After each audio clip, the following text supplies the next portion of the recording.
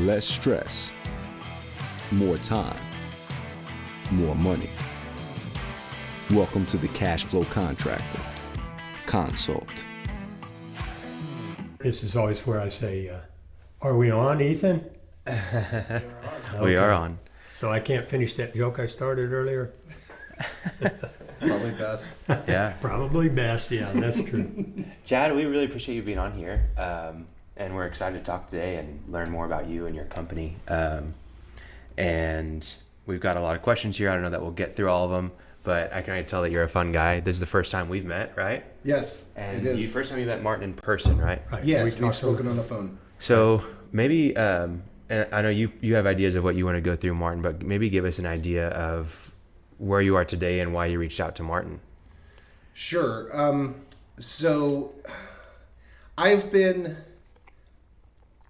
for the last couple of years, I've been trying to find my way forward in my business. We had plateaued a little bit about back in 2017. Yeah. And a lot of my salesmen got a little complacent, and then they decided to go off and to do other things. Yeah. So my sales team fell apart, and my numbers followed.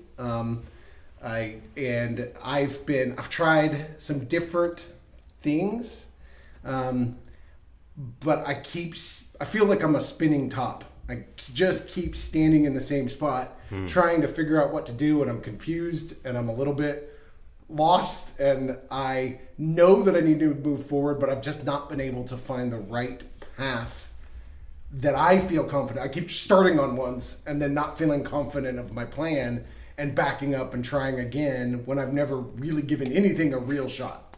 Ken, we jump back just a little bit and say what your business is? Yeah. I own Rugged Roofing and Construction. It is a commercial roofing company. We only do commercial roofing, although we did attempt residential, which also accounts for some of the problems. Yeah. But we lost our best sales. It was a separate business, but my best salesman became one of the partners in it, so he stopped working on what he did best. So Became an executive and quit selling? Yeah. Yeah, there you go. Yeah, and it was bad for him, and it was bad for us. Gotcha. So. Gotcha. Okay, well, and sorry to jump back in just so people knew what we're talking about. You said you'd tried some other things. Your spinning top, which is a great metaphor. I love that. But you said you'd kind of tried some other things and hadn't really. What kind of things had you been? I tried a business training system where, and there was a coach involved with that. And some of the concepts I can already tell from looking at your book and from just talking to you are not dissimilar, but I'm a person who is going to do better when I can meet with someone and talk to someone about the specifics of my business and not just a general system. And when I was doing that was the same time I lost all my salespeople, and so my cash flow just tanked. Kind of and chaos. It was just can't do this. I've tried to engage some sales training. I've tried to start a service side to my business so that, and I've got a service side to my business, but it's not grown like I need it to in order to actually make sense. Right now, it's almost a loss leader. I'm losing money on it every month. And so just all these different things, and I just false starts, and I can't seem to get anywhere. Right. Yeah. Sounds like a lot of different. So, just in passing, you said you tried some sales training. Was lack of training in sales the problem? No. Okay. That's kind of what. It was partially, so it was during the process when I still had all the salespeople and before I lost them. Right. And I was trying to, so all my salespeople are independent contractors. Right. They can do better for themselves at that. But I feel like I need to also have an internal sales staff. And I was trying to figure out how to transition some of these people into an internal, from an external into an internal. And I couldn't figure out the dollars and cents, and I couldn't figure it. So that's why I had gone down that road of training. Because I was trying to improve. I'm too much of what I do is a one-time sale based on insurance that is very sales intensive in sense of someone has to go out, get in front of the customer, they get the sale is done, we're done. Sure. And I need to generate some additional types of sales in my business in order to have a sustainable model where those big jobs are supplements. Those big insurance jobs are additional Sure. to what our foundational core of our business So what is. was the idea? What was the idea behind the foundational services? What were those? That would be roof maintenance and Okay. service. So service and maintenance. So service would be, I've got a problem, can you come fix it? Right. Maintenance is, we're going to extend the life of your roof, saving you money Yeah. so that your roof lasts longer. Because it's the single biggest expense for most people Sure. after they've bought a building is their roof. Right. A question I like to ask when I hear something like that, just quick, just simple answer. Is the business out there to be had? Yes. Okay. That's what I And like to hear. who's paying? Yes. I know on the big jobs, the insurance is paying for it. Who's paying for the smaller jobs, for the maintenance and the service? That would be the owners. The owners. Or, yeah. I mean, Insurance does not contribute. no. Okay. Not for that. Gotcha. Because insurance is for disaster relief, essentially. Yeah. Gotcha. Okay. Makes sense. Kind of still in the background. What did 10 years? You been in business 10 years? 6 years. 6 years. What the was other your ambition? Why did you go into business? What was your goal? What were you thinking when you started the business? I was working for a company in Texas as a sales professional In roofing? in roofing. Okay. To back up even further, I moved to Oklahoma back in 2011 for a different job, and I did it very well. And then the product I was selling was essentially discontinued, and I got set adrift after having moved my family here. Yeah. And the person who is my business partner in Rugged Roofing, he was like, "You ever thought about doing roofing sales?" And I was like, "No." And then I ended up doing roofing sales. And so, but the company that we worked for was in Texas. We didn't have a lot of support. And I personally did not like the sort of, I didn't like the customer support that they provided. I felt like they were not interested in really helping the customer. They were interested in making a buck. And I didn't like the ethics of it. And so I wanted to, we were by ourselves anyway. I wanted to start my own so that we could build a company that had a little bit more ethics, more concern for the customer, a more lasting relationship. And I have implemented that to a certain degree, but not still to the degree that I want to, which also brings it back to service, which you're able to do that more because you're able to build those relationships. Right. Well, that's probably the number one reason small business owners start a small business is loss of a job. Right. It's not necessarily negative, but usually it's not negative if you start your own business and succeed. But that's probably the number one reason. So, yeah, thanks for that. Yeah. So, tell us a little bit about you got started with Rugged Roofing. What was the journey been like since then? Like, it's been 6 years. Give us an idea of ups and downs, all those things. Well, to preface that, but then follow that, did you have an idea of what you wanted? Did you have a vision for your company when you started it, or just to start it and then to build the culture and the ethics you wanted? And then I mean, my vision would have been to build a company that, really did take care of both the customer and employees more than the company I worked for. Obviously, I also wanted to take care of my family during this process. Ultimately, I want to be able to give back to the community. Sure. So that would have been my vision when I started the business.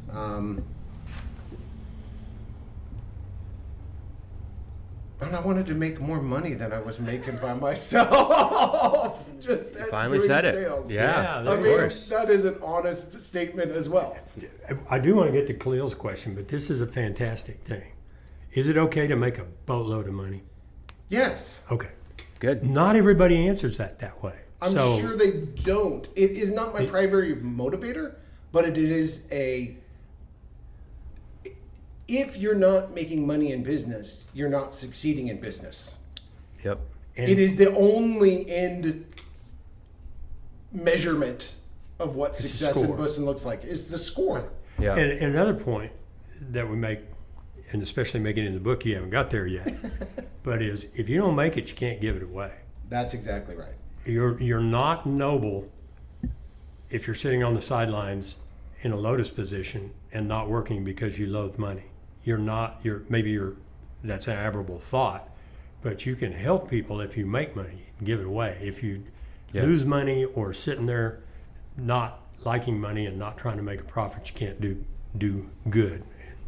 Meaning, anyway. No, it makes sense. So you have this ambition to, have a better customer service for people here in Oklahoma, to really build relationships, to make a lot of money. What's the journey like? You said this was 6 years ago. Walk us through on a year by year basis, maybe. How did it go? So we started in late 2014. Our first sale was the beginning of 2015. So just starting from 2015 and moving forward from there. In our first year, we brought one sale. We basically had two salespeople that were brought in on that first year, and one came with us from the previous company. Sure. And then we recruited one who came out and who became my top salesperson, still is my top salesperson. So he's still with you? He is. Good. So we did just under $2 million in 2015. In your first year? In our first year. That's great. And then in our second year, we had added significant salespeople. And we went to about $5.5 million in sales.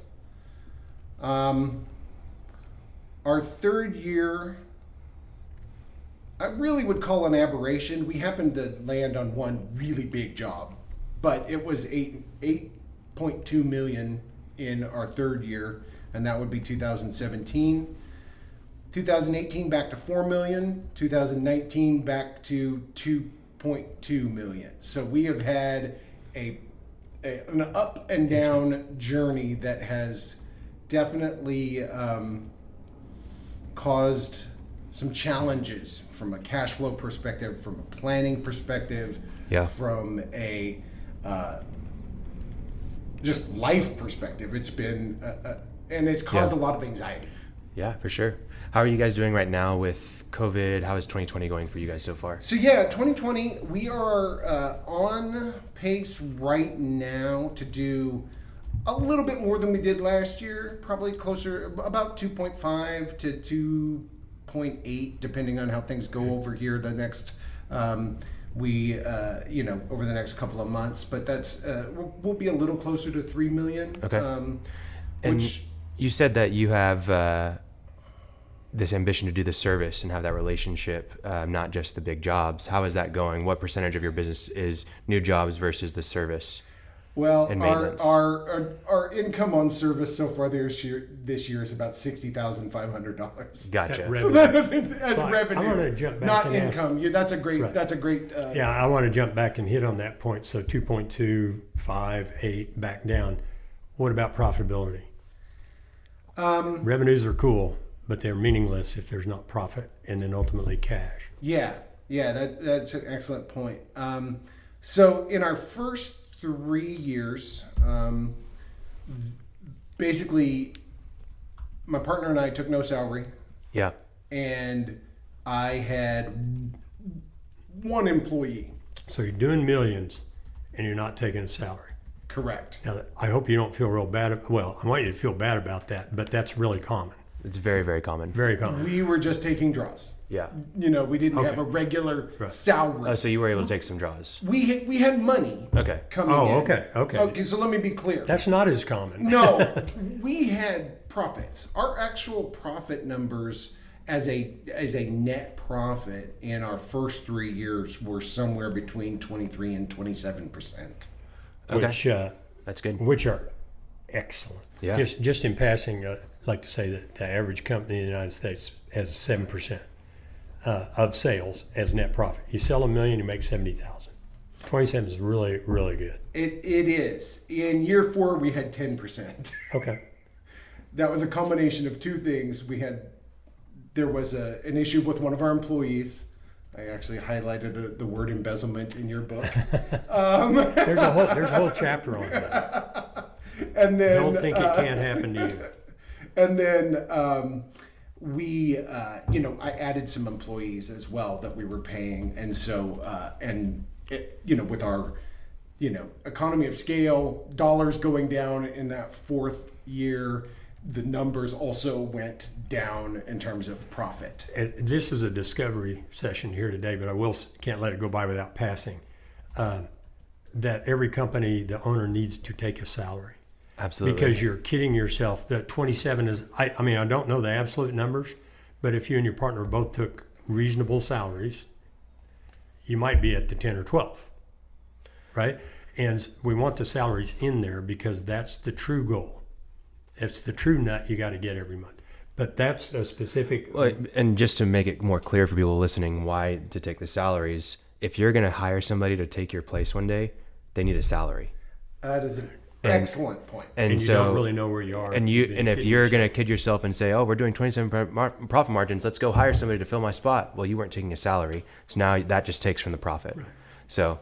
And that is something that even this year I've been working on. Good. Good. So our salaries are actually in there. They're still not to the extent probably of where they need to be for me to hire someone to take my spot.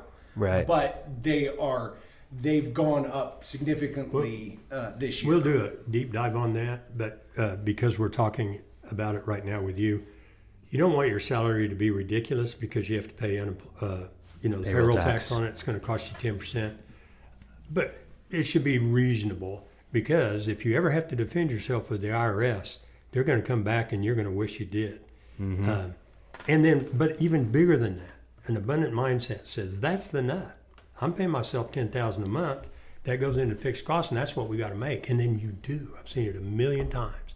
You put it in there, and you make it. You leave it out, and it's kind of not talking about you specifically, but it's a scarcity mindset that it's not there. I better not put it in, and things change when you do. So absolutely, that's kind of specific, not part of discovery, but there's some free advice as we say. I hear that actually. Yeah.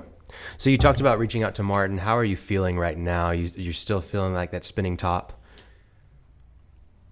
Yes. Okay. As I mentioned, I've got a lot of things going on, both on personal, professional, and it just I've just the ability to make a decision. So getting someone from an outside perspective is just going to make me better. It's going to make me a better manager.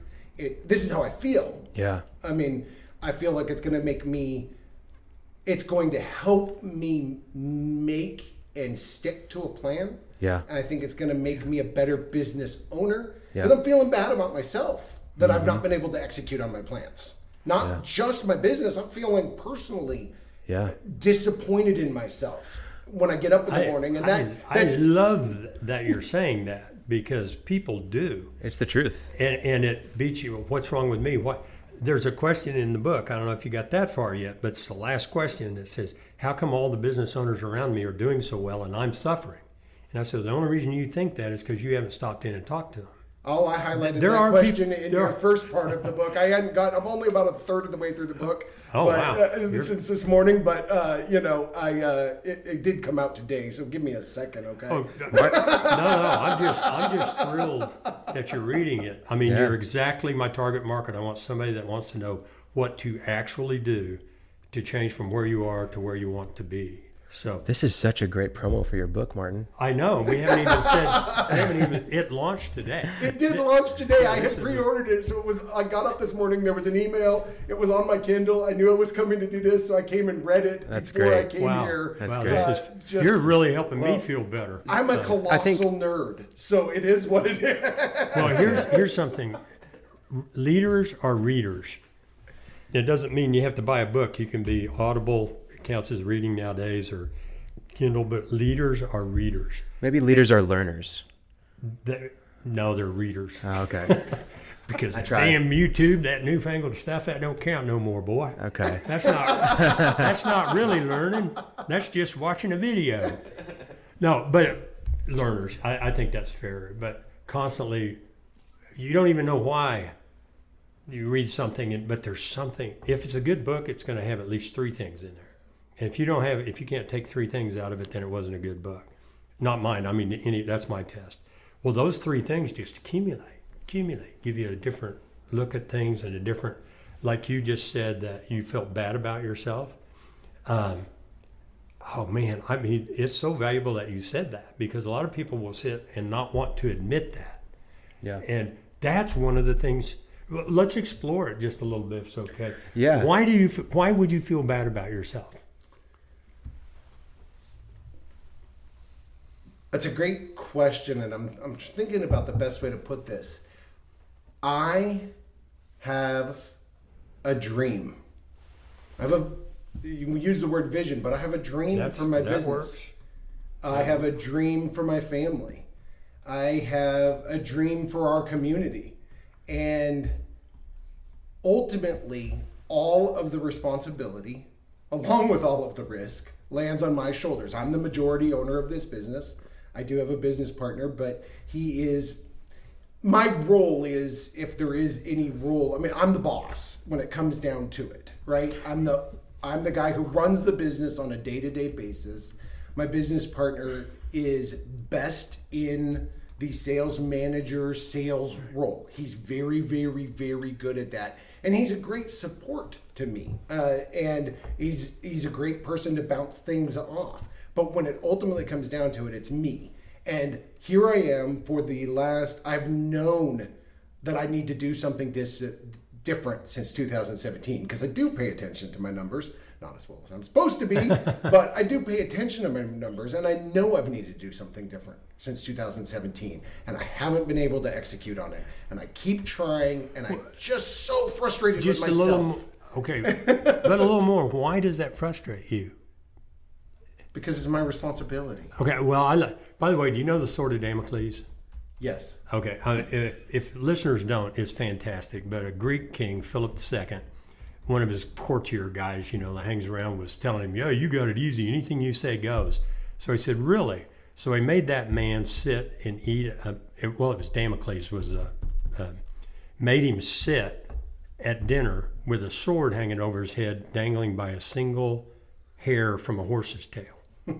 He said, "How you like it now? That constant burden of responsibility that is business owners." That's one reason I love business owners, is they shoulder that, and you get no credit for it. Well, maybe your partner appreciates it and so on, but that burden that you bear. Yeah.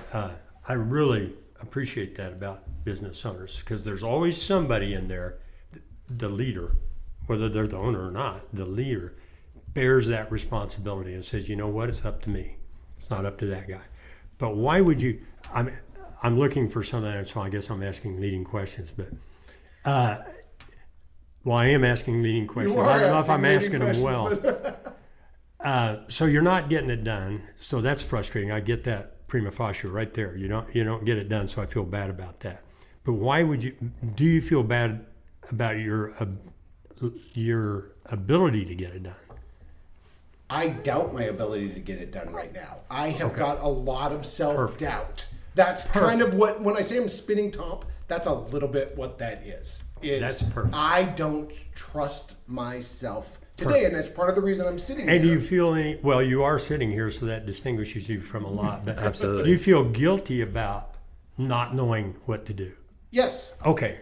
Bingo. Yes. We hit the point. If that's the leading question, if you want to take me up that mountain, Well done. Well, I'll flag planted. That's exactly the point I wanted to get to, because I like to make this point. You're good at sales originally, so obviously you know something about roofing. Mm-hmm. But why would you know about marketing? Why would you know about bookkeeping? Why would you know about corporate structure and operating agreements and payroll taxes and insurance and regulatory compliance and being a visionary for your company and writing out a culture and writing out organizational charts and teaching, delegating instead of why would you know any of that? Because I'm a colossal nerd and I'm an entrepreneur with a high opinion of myself. No. You got to have a certain amount of arrogance, even if you feel bad, not arrogance, but of resolve in order to pull it off. But my point is, this is what I want people to hear is, why, if you don't know about bookkeeping and finances and all that kind of stuff and you're embarrassed when you talk to your banker, my question is, why the hell would you know about it? Right. I didn't go to business school. I was an English literature major. I did go to business school and I didn't learn any of it. What I learned in business school was microeconomics and macroeconomics and statistics and MIS and international trade. Not a word about anything that I talk with my clients about. Now, I'm glad I did it because it's ambient light. You know, it's some knowledge, and I'm also not walking around feeling bad that I don't know something. But the point I'd like to get to people to relieve that feeling of guilt is, it's not even reasonable to expect that you would know that. No. It's to find advisors. Yeah. Well, I think also another thing to think about is the personal versus professional. Mm-hmm. You mentioned earlier that there's a lot of stress both on the personal and professional, but in my opinion, you can't separate the two. Right. They're one and the same. We live in a single dimensional world. As much as we want to have multi dimensions, that's not reality. Right. And it's a figment of our imagination. So all of this spinning top that you feel professionally, of course it's going to affect the personal. Of course that you're going to feel overwhelmed and guilty and like all responsibility is on you. Well, and with all the personal that is going on, it's very difficult to focus on a way out of the spinning top in my business. Yeah. That has felt very challenging. Yeah. I told Martin this, and this is a brutally honest statement. I sit at my desk. You know, I know a lot of business owners, what they struggle with is time. Well, what I struggle with right now is purpose. Yeah. Oh, I like that. I mean, I think every business owner feels that. I stare at an empty screen looking for something to do. Yeah. Because I know I've got the time. It's not like I don't, but I'm so conflicted and stuck. Yeah. And so I'm here and I'm going to find a way. I'm hoping that you guys can help me find a way forward. Yeah. And that's why I'm sitting here. Well, I think a lot of business owners have that too. Maybe their purpose is the job they're on right now, right? Or the project they have, whatever it is. But if you ask them beyond that, they usually don't have a vision. They usually don't know what they want. And that's the hardest question to answer. Yeah. A lot of contractors are out working the jobs, and that's not me, right? You've gone beyond that. I've got the people to manage the jobs. Yeah. Doing the jobs is actually not the hardest part. Right now, like I know that is the case for a lot of people, but that's the part that is easily handled in a lot of ways. Well, what I want to ask, if we can, you said you're spinning top, and on the professional side, I know there's some personal items, but what are the things that are causing the spinning top right now? Like, and give us like details. Like, what are some things that you just can't get past right now in your business? What are the things that really have you hung up? Is it your books? Is it your sales process? Is it employee management? Is it hiring? What is going on right now? The thing that I first sent to Martin is I know my sales process is insufficient right now. Okay. And probably marketing in that as well. Okay. We know how to go out and get insurance jobs. We're very good at it. Yeah. But insurance jobs are highly dependent on an exterior force called the weather. Sure. That, especially when it comes to roofs. And secondarily, they are dependent on insurance companies that evermore don't want to pay claims. So that is an external force that is operating my business. Yeah. And, when that is the majority of a source of income, and that's just not who I want to be. So I know I've got to develop a sales process that builds something else. Recurring revenue based on relationships. Recurring revenue based on relationships. It's the company I've always wanted to have. So that's going to go in your vision. But Yeah. anyway, keep keep going. So the sales process, that's one. That's an issue. And then building relationships, you're kind of having an issue with. You're having an issue with insurance, the weather, I guess you could say. What are some of the other things that are like top of mind right now? Making smart decisions then with the resources and the direction to go. I don't know how to better explain it than that, but I like. Does it feel like you're at a fork in the road where there are so many different paths you can go down and make decisions about, and you're afraid of making the wrong one? Yes, that is very much so the case. Let me tell you something just about myself. And when I was a kid, Yeah. my dad told me to move a pile of bricks. I could have. This is a true story. This is not apocryphal at all. Like literally, he told me to move a pile of bricks out into the garden, away from the back of the house. It would have taken me a grand total of a half hour to do that if I'd have done it. I spent probably 4 hours trying to figure out a better way. If I'm not confident of what I'm doing, I will get stuck into trying to find a better way. And I will keep doing it, and I will keep doing it, and I will loop, and then if I'm not confident of what I'm doing, I will loop back around and try a different way. Would you call yourself a perfectionist? I call my wife a perfectionist, but my daughter calls me a perfectionist too, so probably. Yeah. And I think you have a really good point about this. I forget what you have a term for it, and I always lose your terms, Martin, but like, yeah, you can spend 4 hours and make a spreadsheet look really great and function so great, but what's the net benefit of that? Yeah, Brian Tracy, I don't know if this is the one you're talking about, but I read it the other day. Brian Tracy, written a lot of business books, says there is no greater waste of time than doing something well that need not be done at all. Exactly. That's exactly what I'm talking about. I can identify with this. A lot of times, literally, it's spreadsheets because that's neat, and I can see the pluses and the minuses, and the formula worked or it didn't, and I've wasted 2 hours for what? I could have looked at it and multiplied those two numbers in my head and say it's about this. So, Same thing with the bricks, right? You could have moved them in 30 minutes. I could have. But you found a conveyor belt process. I don't know what you did, but you figured out some way to make it easier on you, but took 4 hours to do. Yes. And you're never going to be moving bricks again. Right. So why spend that time? Right. It's the desire to solve a problem, Yeah, right? absolutely. And I bring up the perfectionist point because I think for a lot of people, a lot of business owners, that is something it's their baby. It's something they want to control. They want it to be exactly how they envision it. And the reality is that perfection is your enemy. Like the faster you can fail at things, the better off you are. The faster you can learn from those failures, the better off you are. And if you're trying to make things perfect, all you're doing is ridding yourself of the opportunity to fail.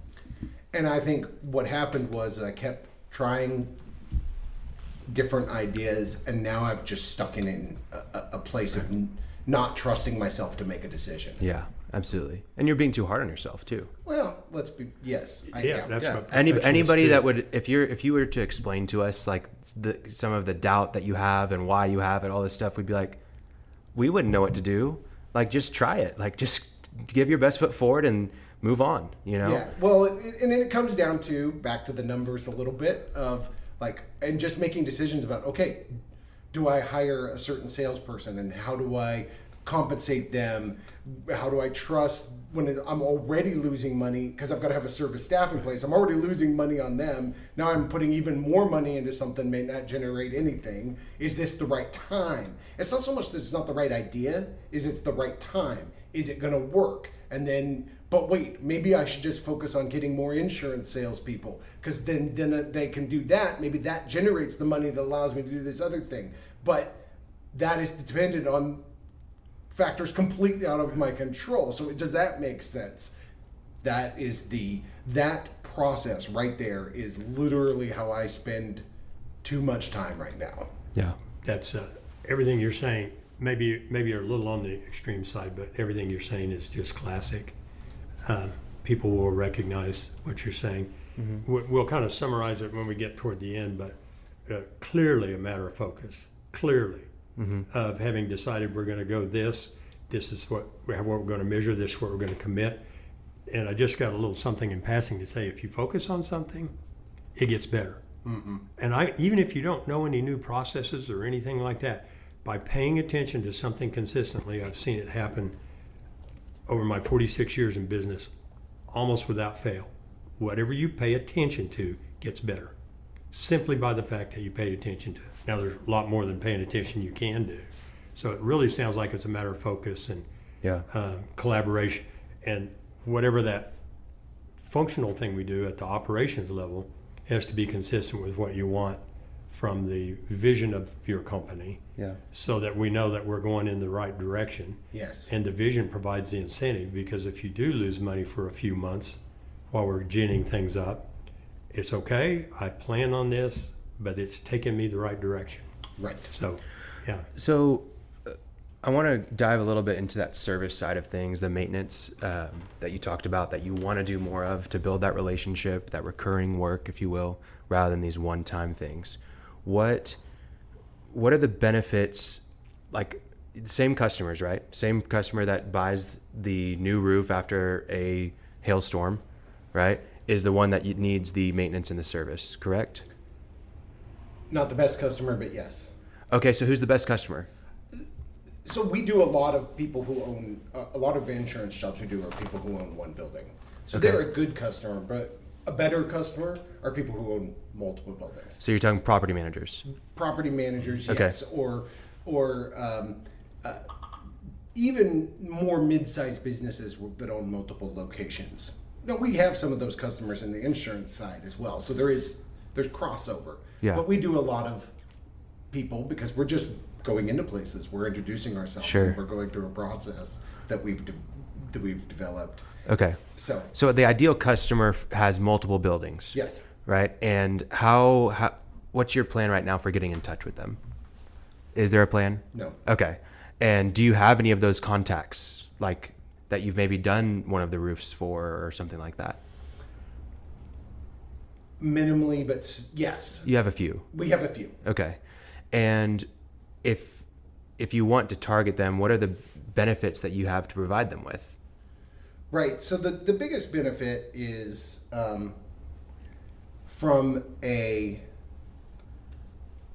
I'd say there's two. One is extending the life of their roof. Why do I want to extend the life of my roof? Because if you have a commercial roof, Yeah. it has a certain useful life.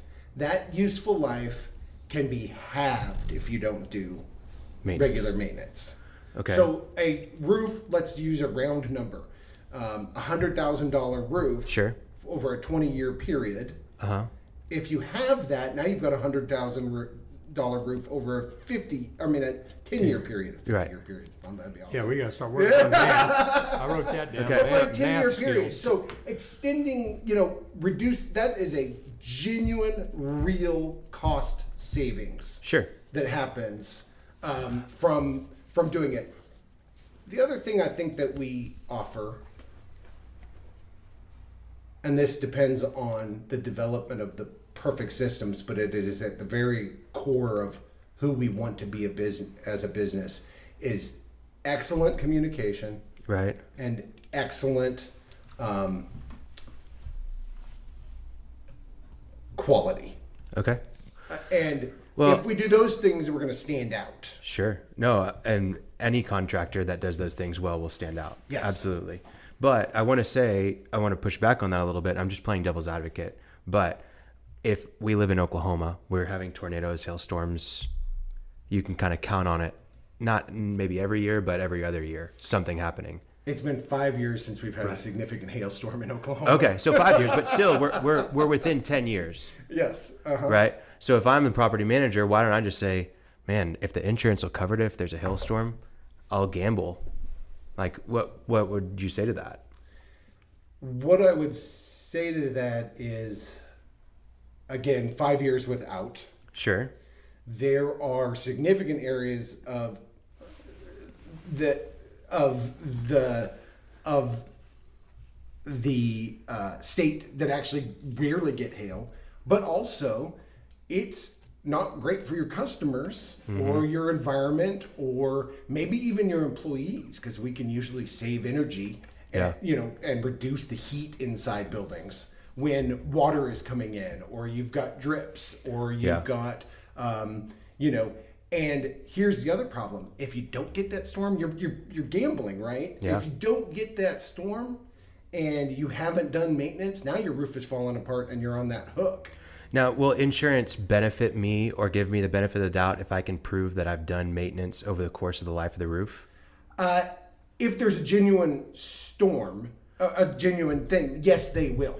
Yes, they will. Because I can see an insurance company saying, oh, so we just have a huge hailstorm come through. They come and inspect the roof. Oh, that's been there for longer than this storm.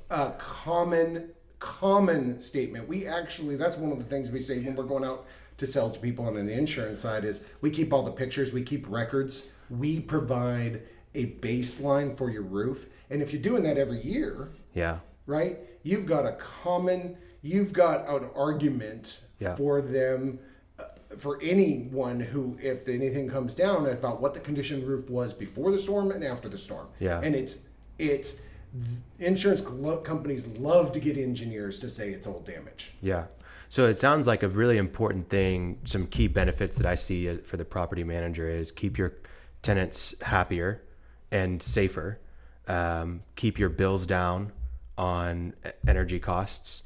Then also the preventive damage to the building that can happen from like water. So like protect the rest of your building, not just the roof. And from further maintenance issues that you can cause. So the cost savings that you might be able to provide somebody on maintenance for their building outside of the roof, like Martin was just pointing to a spot in his ceiling that has water damage, and so that's something that is probably caused from the roof. So being able shocked that I noticed that the moment I walked. Oh no, I'm sure you did. I think a lot of people do, and I read something the other day, and I started saying, well, I don't see that anymore, but everybody else does. Everybody else does. Well, so that's one thing. Like if you can show up to a property manager and say, hey, I can save you X amount of dollars every year on just preventative things that you have to maintain. If we just if we do a 1-year service on your roof and we come by every year, right? Yes. And then the other thing is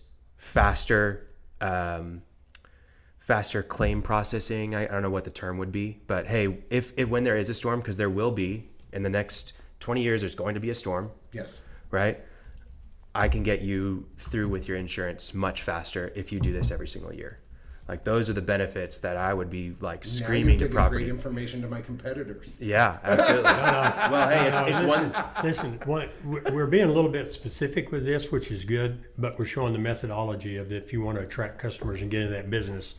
But one of the things that you said was quality, communication and quality. Yes. Well, I'll just say this real quickly, but this is where the work is. Quality does not exist in marketing. It's an invisible word because everybody says service quality, right, double your money back or whatever. Yep. It's meaningless. We have to dive into what does quality mean to them, and so that they can tell by reading or listening to our materials, oh, those guys understand. Yeah. Which is a bit much for right now, but that's actually really interesting. But that's where the action is. No, you can say certain things that show you have the experience that people, even if they don't realize they just heard that, but they go, "Oh, that guy, yeah, that's it." Quality. Yeah, quality doesn't mean anything to me for my roof. No leaks in my building for the next 10 years means something. Yes. You know. Quality is an invisible word because everybody says it. Just Yeah. period. So. Yeah, absolutely. And I think we have gotten specific, and we can back out. But I just wanted to show you that you have to be very specific with who you're targeting, and you have to know what matters to them. It's not what matters to you; it's what matters to your customer. And if I'm a property manager and I don't have to worry, I don't have to employ, I can get rid of one of my maintenance guys because there's that much less damage to my building. That's real cost savings, right? If I can get a new roof within 6 months of the storm, rather than 2 years or whatever. I don't know what the average 6 processing time days is. instead of 6 weeks. Yeah, whatever. That matters to me, right? And yeah, you have to think from their perspective, and I think that's what I would recommend you do as you're developing your sales process, as you're trying to build these relationships. Go spend time with these property managers and see what really matters to them, right? Keeping tenants happy, less work orders, those are the things. Yeah. So, and that's what's going to communicate to them, not quality. Like, hey, reduce your work orders by 50% each year. Well, how do I do that? Yeah. So kind of talked about the 4 areas of business, which we refer to in other episodes. We haven't done that today, but guiding the business, which that vision, that culture, having an organization, accumulating people who care about what you want. It's a critical step that you have that.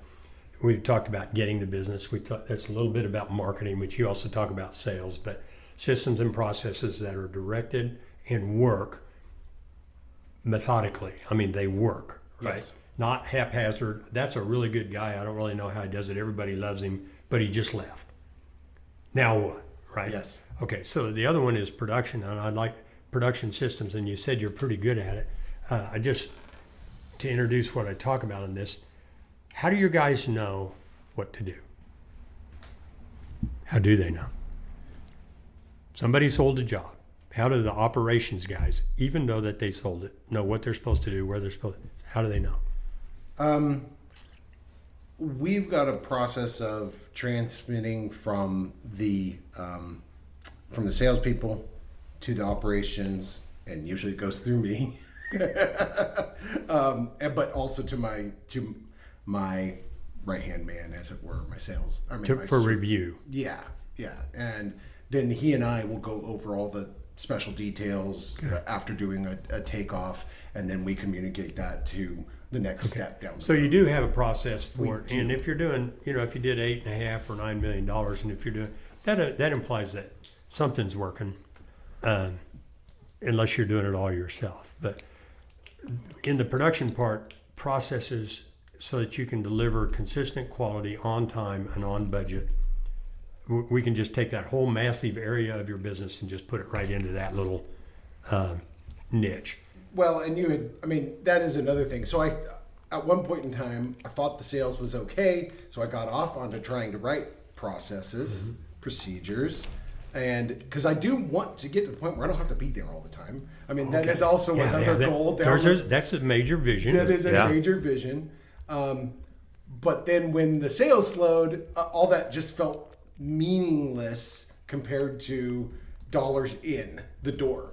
Well, since then I haven't managed to do either. So that's Well, we gloss over operations real quickly into the other area, which is administration. So you got the guiding the business, getting it, doing it, and administration. Administration, in my description, when I talk to small business owners, I said that's everything you never heard of when you started business. And it is the things I think I talked about a little earlier, but it's bookkeeping, it's cash management, it's corporate structure, it's paying taxes, it's workers' comp, it's liability insurance, it's record keeping and filing, and just on and on and on and on forever. So in those areas, let me just touch on one, the books.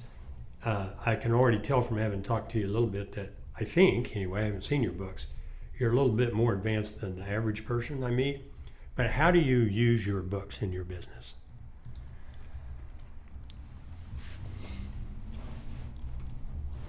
I keep very close records on our jobs. Okay. In and out on the jobs. Okay, so you know gross profit per job. Per job. Okay. How I use my books to make decisions, mystery to me. It won't be by late this afternoon. If you can. No, that's great. So that kind of covers the 4 areas of business. That's just one, But how do you know about insurance? How do you? Have a client last week. It's been a long client, and I feel partially responsible for this, but had an event that's a terrible event, involved a death. How's the insurance? Well, I don't know. And I go, holy cow. So anyway, things like I that. do know, like, that stuff I tend to be probably better than the average business owner a little bit, because I told you I'm a colossal nerd. You do. But what if you're in Hawaii? That is the problem right Yeah. there. Yeah. Yeah. It 100% takes me. I mean, literally, there was no one else in my company who could do any of that. Okay, so we're ever- highlighting a lot of icebergs here. Yeah. Yes. How are you ever like intentional about delegating? Like, and what do you delegate if so?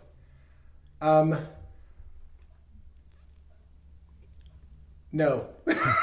And why not? I have an administrative assistant, and she helps me with some of the tracking of, like, when I used to do all the project tracking just Right. myself. She helps me with that now.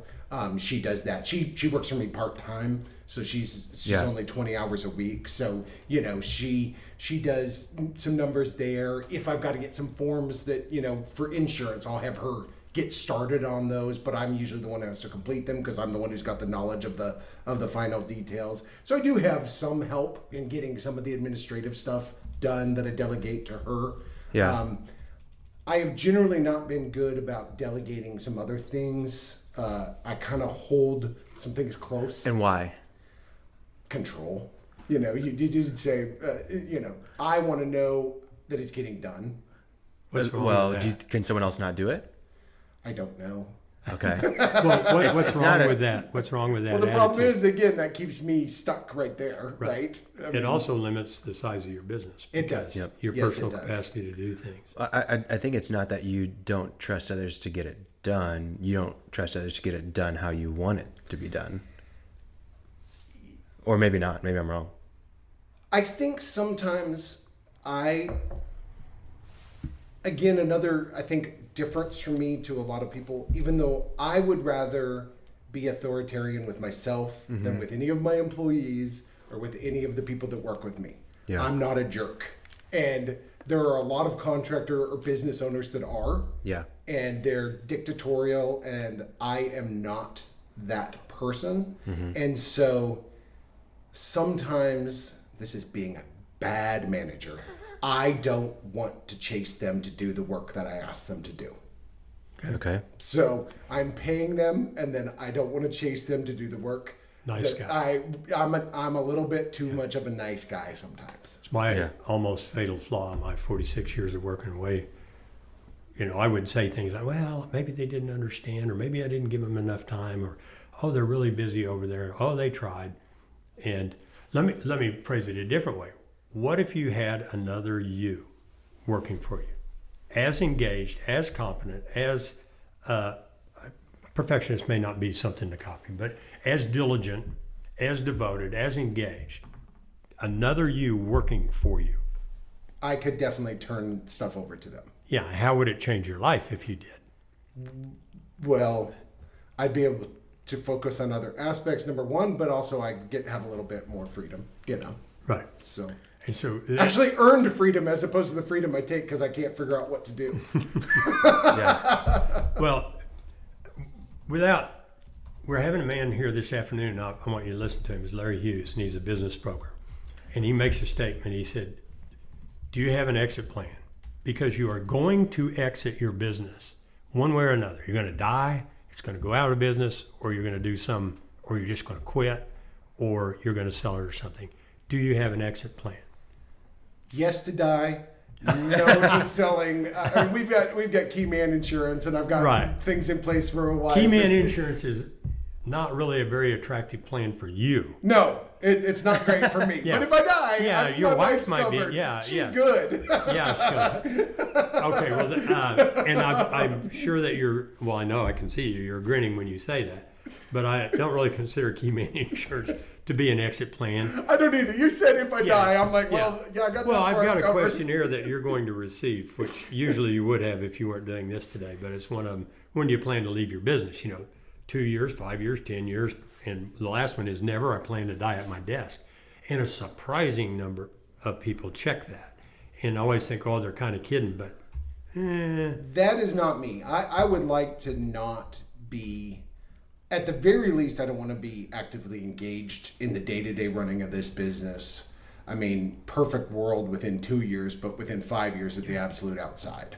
Okay. I mean, I just, You realize what you're doing here is getting real specific and concrete, which means that we can actually do it.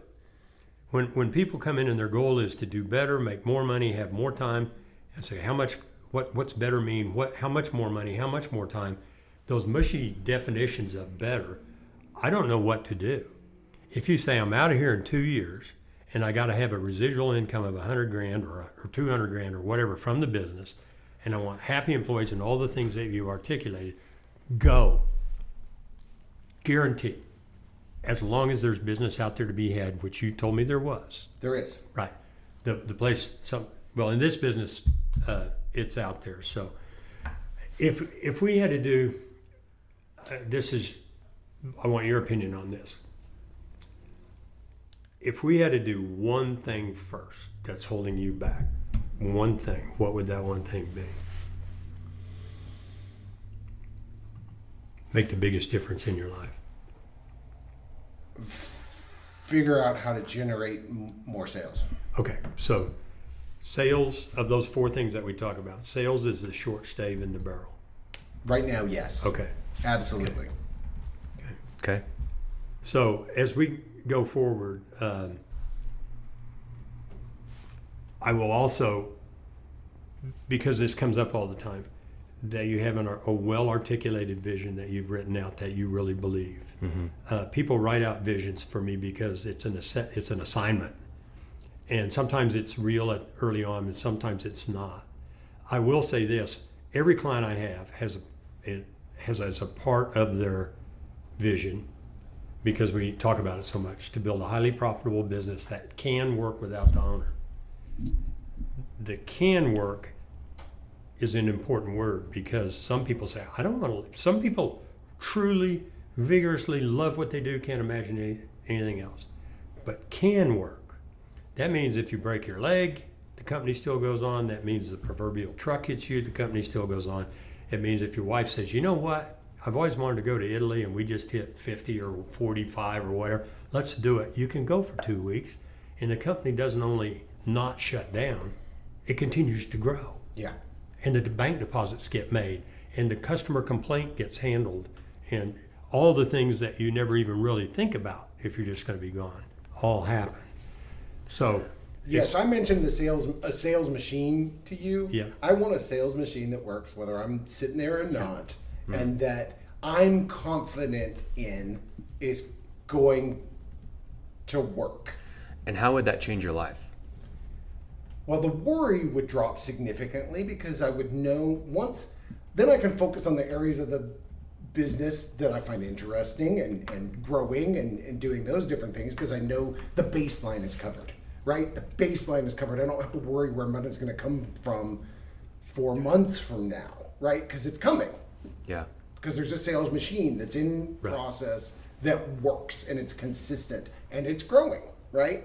That allows me to then work toward those longer goals, work toward those, exit plans, work toward even writing the policies and procedures so that other people can do this. The training is consistent. The quality is consistent.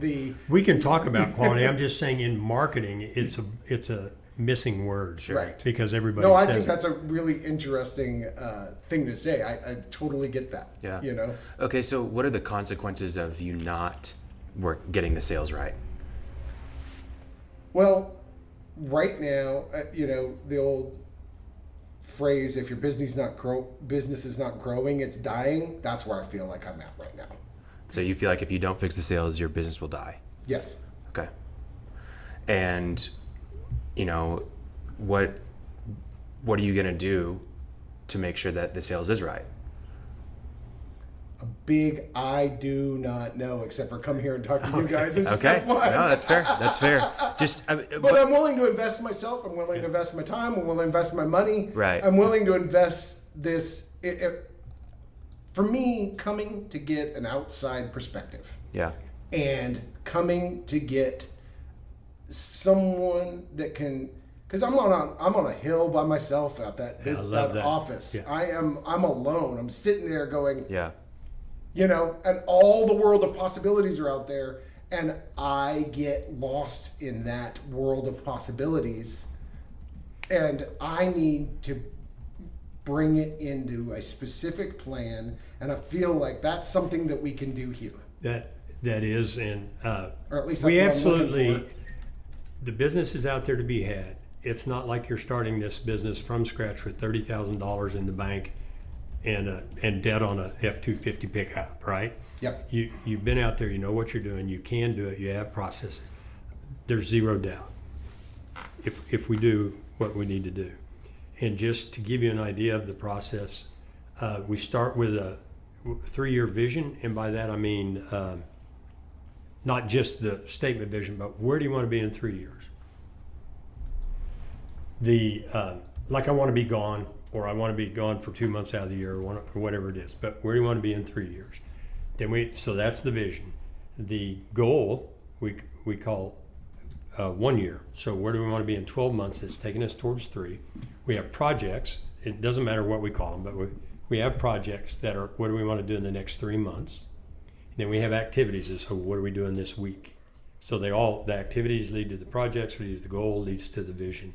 But I love to talk. You can tell. I think you like to talk too, and we'll probably talk a lot. But whatever we do, whenever we meet, it has to come down to something to do. And that's where the action takes place. You have to have the vision and the projects and the goals so that you know where you're going, the North Star, all the cliche things about this is what we're doing, this is where we're going.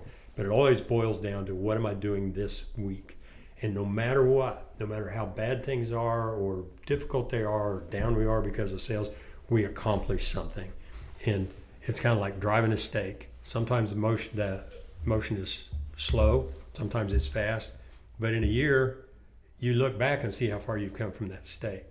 If you do it without driving a stake, without setting it out, you can make the same progress and look back and just dismiss it because you don't realize how far you've come. So that's the process, if we've made it clear in this conversation. But do you have questions about how things work? Yeah, what questions do you have for us?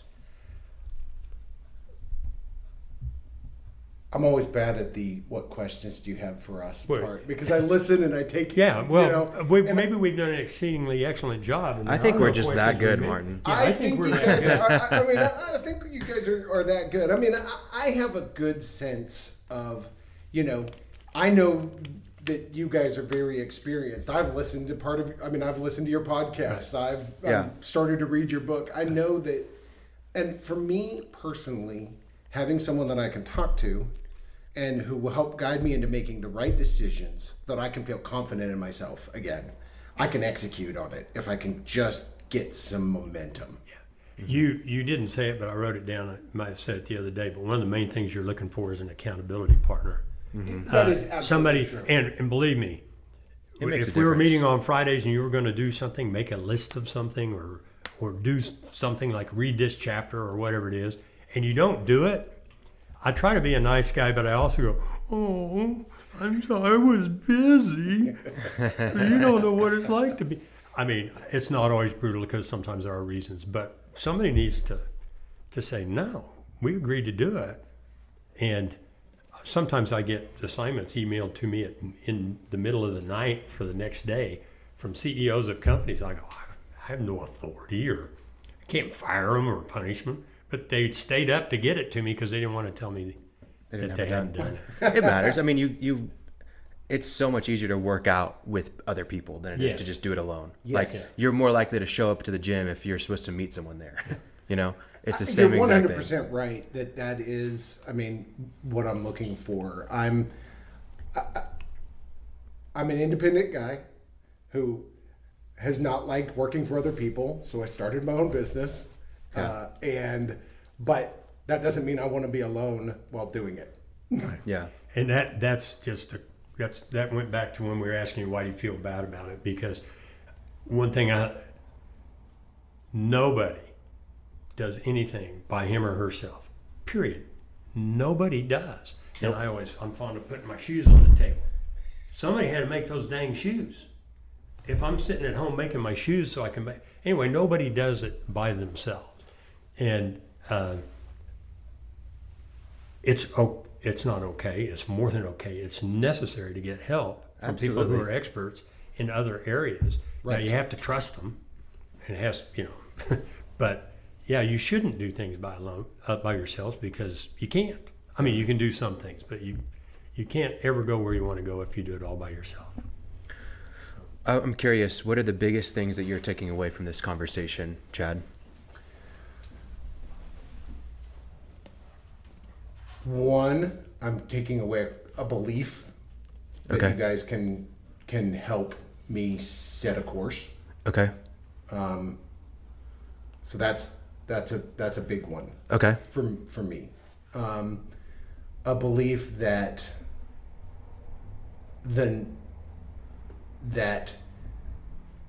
my goals can be real, and that my goals can be accomplished, and that I can do the things that I set out to do for employees, for customers, for my business partner, and for my family, and for my community. That those things can be accomplished. I think that's something that I'm taking away from this, and that there's a vision here from you guys for how to do that. Yeah. I mean, and so I feel like that's something I'm taking away. And I hope that what you'll take away also is, and I think you kind of referenced it, but a belief in yourself, man. Like, you have to believe in yourself. I'm glad that you believe in us, but at the end of the day, like, you can do this. And with us, with other people, with the help of others, you're going to be able to do it. And I want you to believe that. And I believe that I can with a little bit of help. Yeah. Because I'm pretty good at stuff, and I don't like feeling the way I've been feeling, and I'm ready to move forward. Good. And I'm tired of being stuck, and I'm get out of this rut. Let's be honest, it's a rut. I've been stuck in. It's deep in the mud, and I'm gonna get out. And I'm going to move forward, and we're going to get where we need to go, and it's going to be to the benefit of everybody involved. Everyone who touches my business, our business, is going to be benefited by me getting out of a rut. Yeah. It's going to be better for everyone. Well, I think it's going to be fun. Yeah. I can tell. I mean, I think Martin and I do good work, but I think also you're going to be able to look back at this point and say, that's the time that I asked for help, and here's how it changed my business. Here's how it changed my life. And I honestly, while we may have a role in it, whether it was us or somebody else, I think the main thing there is getting help. That's when it makes a difference. Just like if someone's having a leak in their house, they're going to be able to say, oh, wow, that moment whenever I called for help and somebody fixed it, I stopped having to worry about my house or my building. Same exact thing. If you would just ask, you asking for help is the biggest step there. So kudos to you for doing that. And I want you to believe in yourself, and I think you're going to crush it, man. I think you're absolutely. And you're way ahead of everybody, because you already know the difference between cash and accrual basis. But I know there are a lot of people driving around going to job sites right now going, I'm wondering what cash basis compared to accrual. But it's a arcane little subject, but it's massively important. Yeah. Well, the way that I kind of want to wrap up, and I don't know if you have different ideas here, Martin. This is our first consult. We really appreciate you being on for it, Chad. And we'll probably iterate this as we go and learn how to do these live. We do them all the time, but not on the air. So it's fun. But the way that I kind of want to wrap this up for our listeners, I want us to kind of say, hey, this is where we're going to start, and this is what's going to happen moving forward. And whether you decide to execute it with us, that's fine. But you don't have to. Here's what we would do. So do you want to start? And then I'll share as well. Well, yes, we've been kind of talking about it. This would summarize it. But the way I start with somebody like you, I get a 2-hour session where we really go through a lot of things and talk about mindset. And we establish a vocabulary so that you and I, all of us know what we're talking about above and below the line, some things like that. But we cycle through those 4 areas: guide, get, do, and administer. And we look for the short stave, which you've already told us was sales. Well, once we see books and things like that, but we concentrate on one thing at a time. One thing at a time. Yeah. Because we can get now actually I say that, we have one major thing going, but you might be reading a book on the side, But there's one thing at any given time that's more important than anything else. And by that I mean it'll have the biggest impact on your business and your life. That's the thing. And we work on that. If it takes a year to establish marketing and sales, we'll be doing some other things as we go along, but that's our priority. Yeah. So that's basically how the process works. And then we meet regularly because it establishes a rhythm. If you just check in every now and then, that doesn't do it. And the most frequent way is that we meet every week. That kind of explains it. Yeah. I think if you have questions, be more specific. Yeah. On the marketing, sales side, customer side, I think it really just comes down to knowing who your target audience is. I'm not sure if you've listened to Where to Start with Your Marketing on the podcast, but really defining who is your target customer, and then really identifying with them and knowing what their pain points are, knowing, what their goals are and how you can help them transform into the better person for you, better business maybe. Those are the key things that you need to figure out. That's where we would start. We'd really map out brand scripts, which are a really good way of understanding your customer, but also how you can help them. And then figuring out ways that we can reach them. Where are they spending their time? What mediums are going to be most beneficial for them? And then coming up with a sales process that's a 4-step process, where you're going from a discovery call to then an exploratory call to a presentation to a closing meeting where you're closing the deal.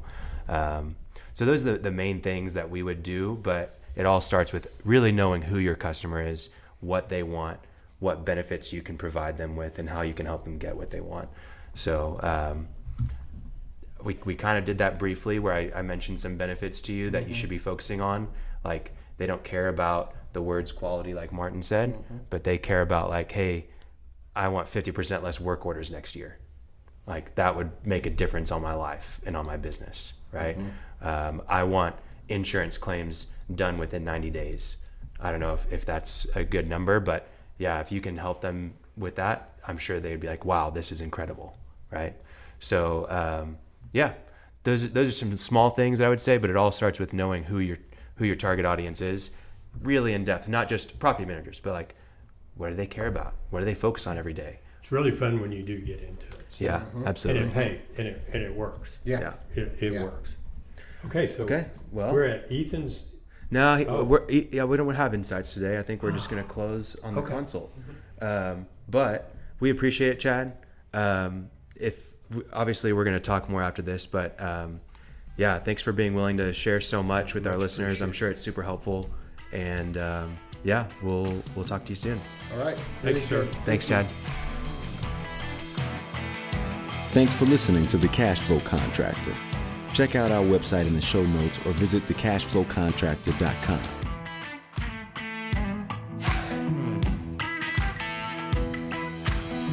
What's up, Cashflow Contractors? Khalil here. Thank you so much for getting to the end of this episode. It means the world to us that you're listening.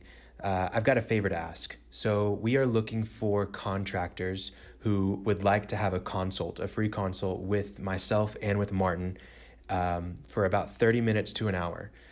We'll basically just ask you questions about your business, about what it's like for you to work as a contractor, and then we will answer any of your questions specific to your business.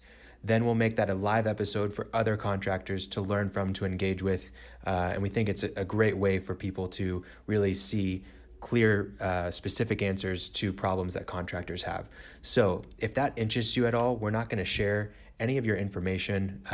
You don't even need to say your name on the episode, but I think we want to get some more of these episodes out there. And if you're willing to do that, we've got a link in the show notes that allows you to just submit a form for a consult. Then we'll schedule it with you and record it, and we'll put you live on the podcast. So if that interests you, please check it out in the show notes. If not, no worries. Or if you know someone else that you think would be interested in it, send it to them. That'd be great.